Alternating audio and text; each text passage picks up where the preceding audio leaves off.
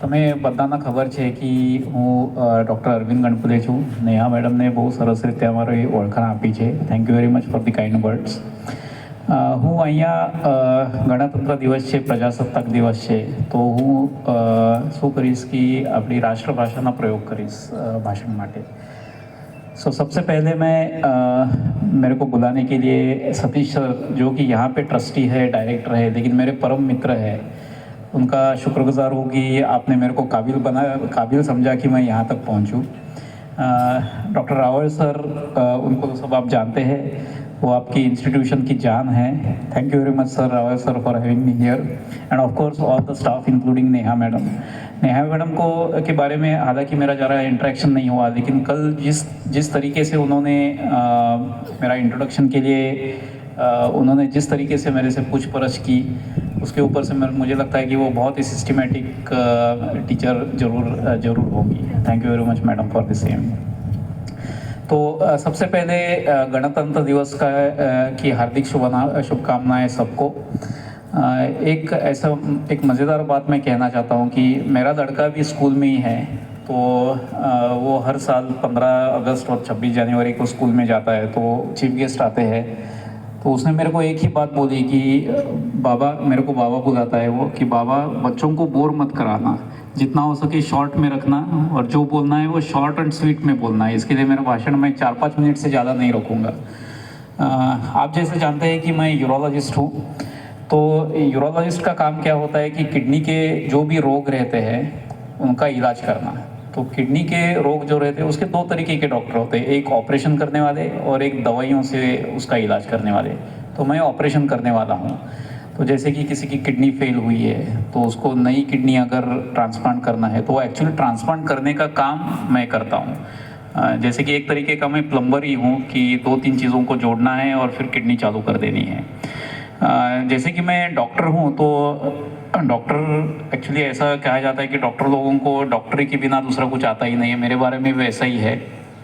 तो मैं आपके साथ एक्चुअली 2 चीज़ें शेयर करना चाहता हूँ, जो कि आपके लिए मैं देख रहा हूँ कि 9वीं कक्षा तक लोग हैं, 10वीं 11वीं 12वीं के काफ़ी कम लोग हैं. फिर भी मैं समझता हूँ कि मैं जो बोलूँगा वो आपके लिए आगे जाके बहुत फ़ायदेमंद होगा.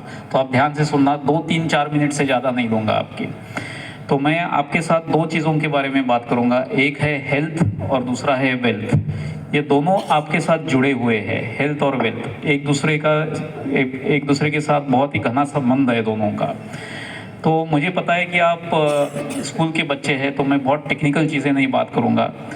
हम हमेशा देखते हैं, पहले हम वेल्थ के बारे में बात करेंगे. हम हमेशा देखते हैं कि बड़ी गाड़ी में से कोई आया, लंबी गाड़ी में से आया, अच्छा महंगा फ़ोन किसी ने ख़रीदा, तो वो वेल्दी है, यानी उसके पास बहुत पैसे हैं, हम समझते हैं.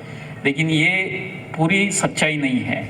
अगर आप देखो तो सिर्फ जो वेल्थ होता है वो सिर्फ एक चीज़ में वेल्थ गिनी नहीं जाती है.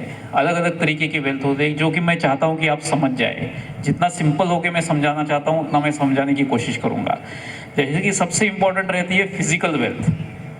जैसे कि मैं सर को देख रहा था, शायद फिज़िकल एजुकेशन के सर रहेंगे. तो फिज़िकल एजुकेशन ये सबसे इम्पोर्टेंट चीज़ है, फिज़िकल वेल्थ. क्योंकि आप फिज़िकली अगर हेल्दी रहेंगे तो ही आप 60वां 70वां साल देखेंगे आपकी ज़िंदगी का. आपको ऐसा नहीं चाहिए कि 70वें साल में आप लकड़ी लेके खटले के ऊपर सोए हुए हैं. ये अगर आपको नहीं होना है तो अभी से ही आपको बहुत ध्यान देना पड़ेगा आपकी हेल्थ की तरफ. So that is your physical wealth. Exercise करो, अच्छा खाना खाओ, और सबसे इम्पोर्टेंट पूरी नींद ले लो. ये 3 कान मंत्र है कि आपकी फिजिकल वेल्थ ठीक तरह से रहे. दूसरा है मेंटल हेल्थ.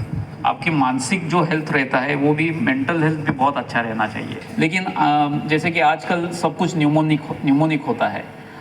आज की पीढ़ी को क्या 3 चीज़ें बर्बाद कर रही है, तो ये हमेशा बोलते हैं कि 3 M's are destroying the present generation. 3 M's, 3 M.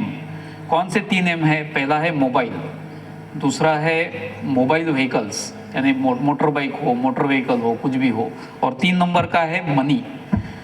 आप कैसा है समझते हैं? आप देख सकते हैं कि मोबाइल के ऊपर आप देखो, कहीं भी एयरपोर्ट पे जाओ, आप रेलवे स्टेशन पे जाओ, आधे से ज़्यादा लोग at some point in time mobile के ऊपर देख रहे हैं. तो आप अगर एक्सेसिव कोई भी चीज़ एक्सेसिव करते हैं, बहुत ज़रूर से ज़्यादा करते हैं, तो आपको उसका एडिक्शन बन जाता है। एडिक्शन हो जाता है तो नेचुरली आपके ब्रेन के ऊपर उसका असर हो जाता है। So keep away from mobiles unless it's absolutely necessary, ये पहली चीज़ है। दूसरा है motor vehicle.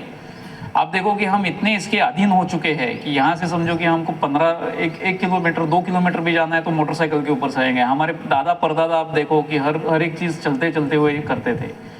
This affects your bone. आप देखना कि पहले मैंने आपको बोला था कि ब्रेन, फिर मैंने बोला बोन, 2 नंबर का बी भी आ गया उसमें। और चौथी चीज़ है पैसा। मैंने आपको बोला कि वेल्थ इज़ वेरी इंपॉर्टेंट, लेकिन सिर्फ एक वेल्थ इंपॉर्टेंट नहीं, एक पैसे की बात इंपॉर्टेंट नहीं है।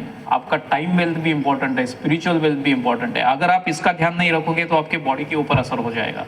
तो मैंने 3 एम आपको बोले, अगर 3 एम का आपने ध्यान नहीं रखा तो 3 बी खराब हो जाएंगे। वो कौन से 3 बी है? ब्रेन है, बोन है और बॉडी है।